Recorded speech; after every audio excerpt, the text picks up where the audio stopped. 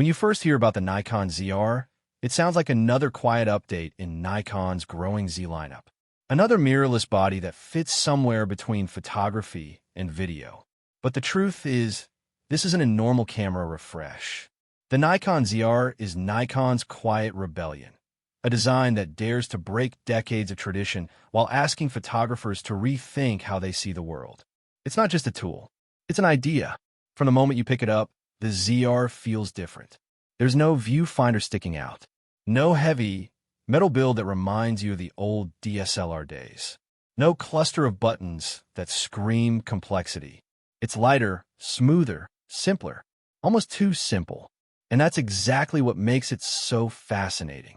Because Nikon didn't build the ZR for nostalgia. They built it for change.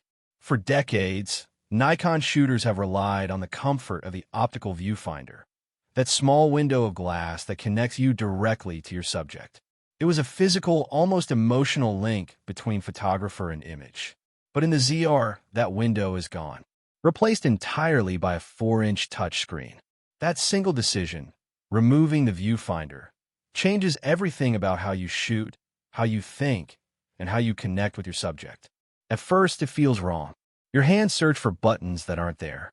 Your eye instinctively moves up, looking for a viewfinder that doesn't exist. But then, something else happens. You lower the camera, you look at the world with both eyes open, and suddenly shooting feels different. More connected, more open.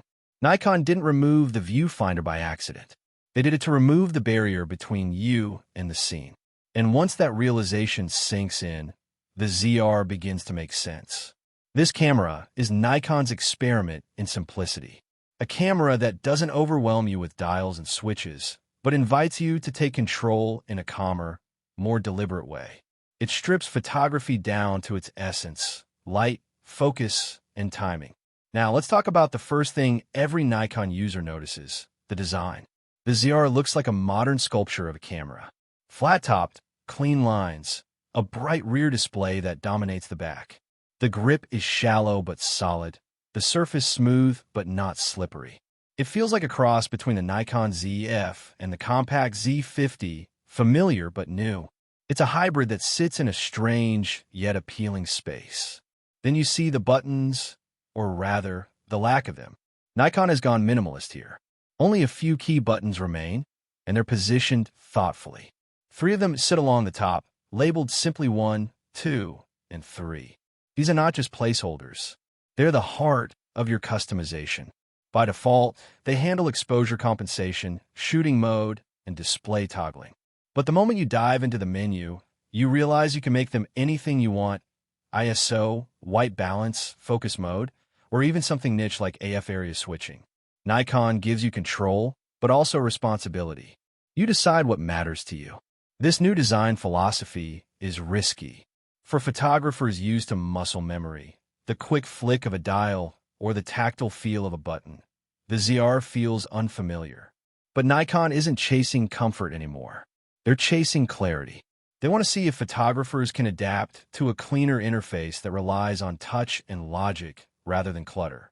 Speaking of touch, the 4-inch LCD is one of the brightest, most responsive screens Nikon has ever made. It's vivid, sharp, and large enough to make composition feel cinematic. You're no longer peeking through a tunnel. You're watching a living, breathing scene unfold in full color. The touch screen is fluid. Pinch, swipe, and tap gestures all respond instantly. It's as if Nikon finally accepted that we live in a touchscreen world. But it's not without its challenges. Without a viewfinder, that screen becomes your entire world. In bright sunlight, it can betray you. Glare washes out shadows. Reflections distort contrast. It's in those moments you realize how much you used to rely on the shaded comfort of a viewfinder. Nikon anticipated this. That's why they kept the full histogram system intact. The same trusty exposure graph you know from the Z6 II or Z7 II. Once you enable it, it becomes your guiding light. Think of the histogram as your compass. When the sun blinds your eyes and you can't tell if your shot is overexposed, that little mountain-shaped graph tells the truth. Learn to read it. A. And D, you'll never miss a perfect exposure again. For ZR shooters, it's essential. What's remarkable is that Nikon didn't reinvent the internal logic of the camera. The menus remain familiar. The same icons, the same organization, the same customization options. If you've ever used a Z-series camera, you'll feel at home. What's changed is how you access it. Instead of separate menu and info buttons, Nikon uses what they call the three-line button, the small stack of bars on the rear panel. A quick press opens the quick menu. A long press brings up the full menu system. It's a subtle change that forces you to slow down and think. No more accidentally hitting the wrong button mid-shoot. No more clutter. Once you get used to it, the flow feels surprisingly natural. This brings us to an interesting truth about the ZR. It's a camera that rewards patience. If you expect it to behave like your Z6, you'll get frustrated.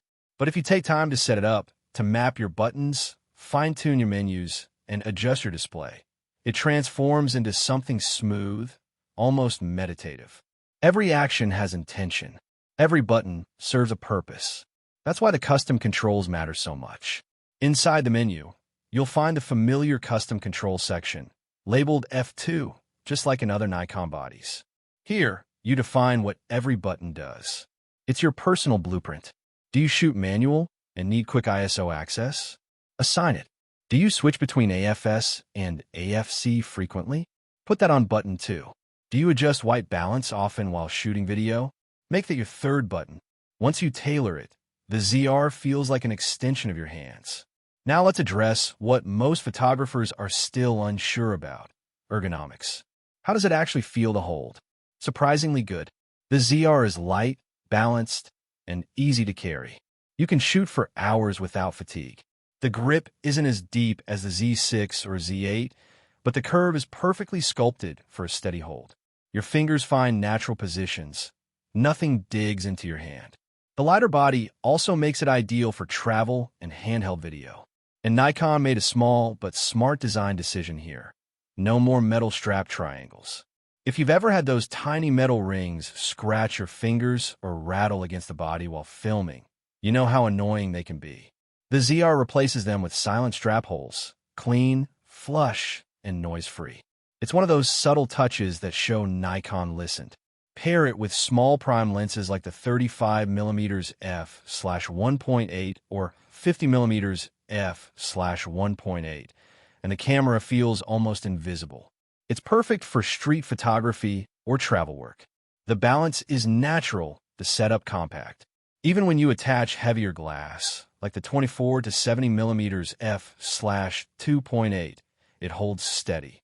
The weight distribution is smart.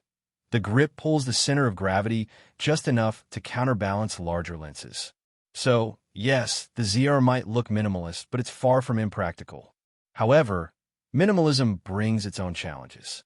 Without dedicated dials for ISO or drive mode, you depend more on menus. At first, it can slow you down.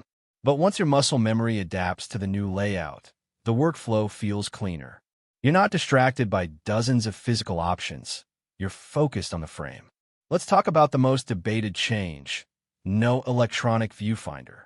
For years, photographers have defined their craft through that tiny window. It isolates you from the world, helps you see light, and allows focus in chaos. Taking it away sounds blasphemous, but Nikon seems to have a clear reason. They want photographers to stop hiding behind camera, to shoot with awareness. When you frame through the LCD, you're not separating yourself from reality. You're engaging with it directly. It's a mental shift, one that some will love, others will resist. But after a few days, it begins to feel liberating. You're not peering through glass. You're part of the moment. You can maintain eye contact with your subject. You can move more freely, experiment with low or high angles without awkwardly crouching behind the body. The ZR encourages creativity through visibility. Of course, in harsh sunlight, that's still tough. Even with a brighter screen, glare can wash out your preview. That's why enabling tools like zebras and focus peaking is critical. Nikon's implementation is excellent. Clean overlays, accurate readings, and minimal delay. Use them, and you'll rarely misjudge exposure or focus again. The missing EVFA. LSO changes how you shoot portraits. You're not hidden. Your subject can see your eyes, your expression. That builds trust, especially in candid or lifestyle photography. The camera feels less intimidating, more approachable. And then there's the record button on the front. By default, it's meant for video, but Nikon allows customization. You can turn it into almost anything. Instant zoom, crop switch, playback toggle, even direct access to the custom menu. It's a small detail, but it gives back some of the tactile control that the minimal design took away. Every decision on this camera tells a story. Nikon isn't chasing specs, they're chasing a feeling. The ZR isn't about being the most powerful or feature-packed body. It's about rediscovering the joy of simplicity. Think about it. Photography began as a slow art. You framed, you focused, you waited. Then digital speed turned it into a race. The ZR pulls you back to intention. It slows you down just enough to make every shot deliberate. It's not sluggish, it's thoughtful. If you treat it as a stripped-down Z6, you'll miss its purpose. But if you treat it as a minimalist creative tool, a hybrid camera that encourages awareness, you'll see its brilliance.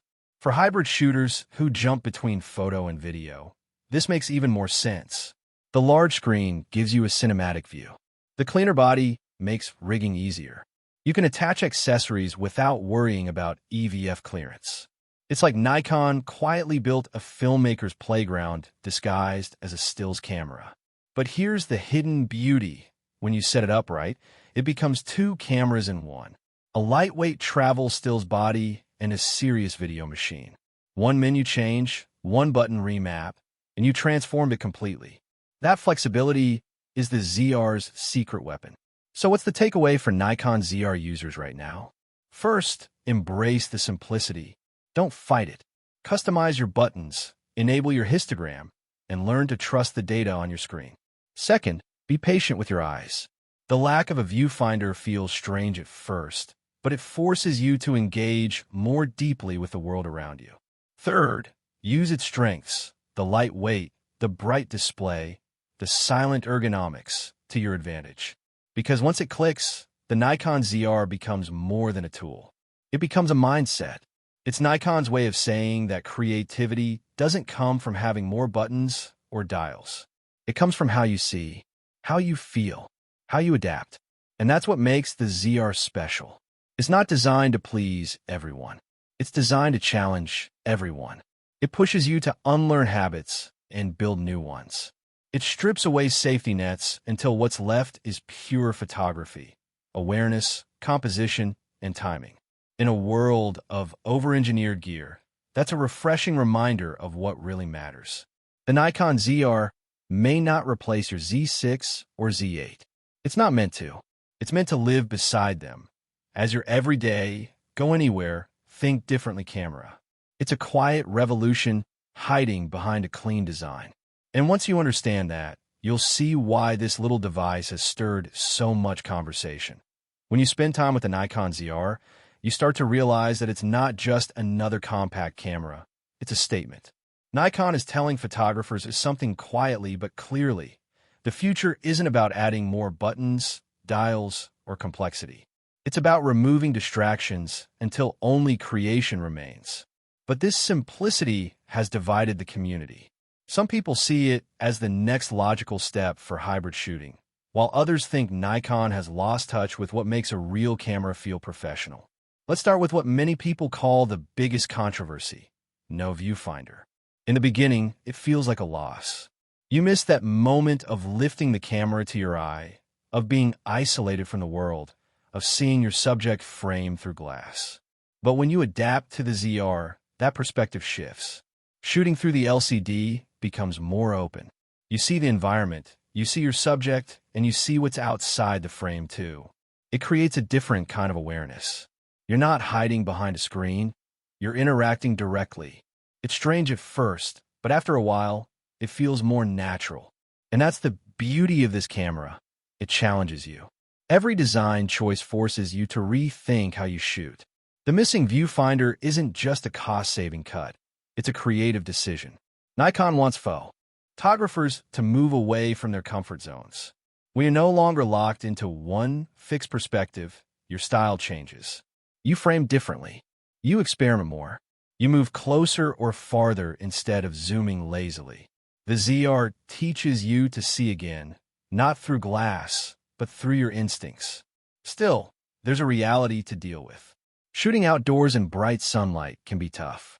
Even with the brighter LCD, reflections and glare are constant enemies. That's where Nikon expects you to use tools like focus peaking, zebras, and a histogram more actively. These aren't gimmicks, they're your instruments. Once you start trusting the data rather than your eyes, your confidence grows. The exposure becomes more consistent, and your creative control deepens. Now, let's talk about what truly separates the ZR from the rest of Nikon's lineup. Its hybrid DNA. Nikon has always made incredible still cameras and solid video tools, but never one that fully blends both worlds. The ZR does that. It's not a full cinema camera, but it borrows heavily from that ecosystem. The menus have dedicated video settings that feel streamlined, not buried. You can switch between photo and video instantly. That fluidity is where this model shines. For hybrid creators, YouTubers, filmmakers, content creators, wedding shooters, the ZR feels like freedom. It's compact, easy to set up, and you can move fast. No heavy rigs, no complicated accessories, just the camera, your lens, and your story. That's why it's being called the Z Cinema model. It's a bridge between Nikon's photo heritage and the future of moving images. And yes, it borrows from the Z6 III in many ways: sensor, color science, autofocus. But it's the way Nikon rearranges these familiar parts that makes it different. Think of it like a remix of everything Nikon has learned so far. The image quality stays excellent, but the experience is stripped back. The ZR removes friction, and when friction disappears, creativity moves faster.